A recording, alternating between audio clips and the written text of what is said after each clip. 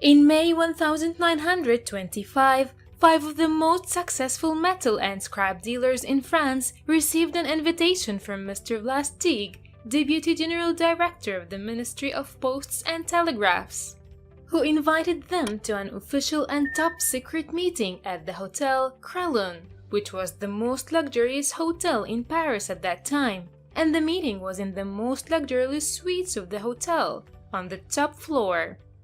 After giving them the finest food and drink, Mr. Lastigue told them the reason of the meeting.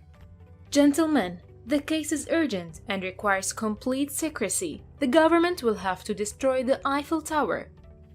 Then he explained to them that the government wants to make reforms in different sectors and that destroying the tower and selling it would have a great impact in helping the government achieve this goal.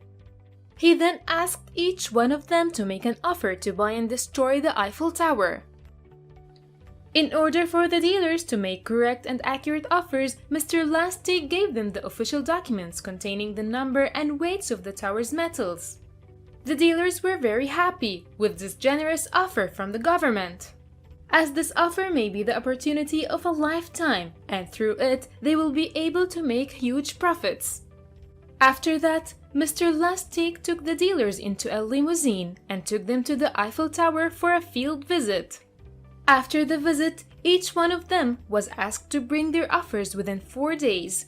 A few days later, one of the 5 dealers received a message that says that he had won this deal and he had to bring the required amount within 2 days. The dealer was pleased with this news, as he would be mentioned in the history books as the man who bought the Eiffel Tower and destroyed it. On the big day, the dealer delivered the required amount of money, and in return, Mr. Lastigue gave him the official documents of the tower, and the dealer left the hotel, dreaming of the profits and fame he would get from this deal. After a few days, the dealer began to realize that there was something wrong, so he contacted the ministry, and he found that there is no deputy director whose name is Lastigue, and there are no plans to destroy the Eiffel Tower, and the dealer was the victim of one of the largest fraud cases in history. From this story, we can say that both courage and hesitation have different reactions, as courage removes consequences, while hesitation creates many consequences in its path. Bit to remember: interaction with boldness.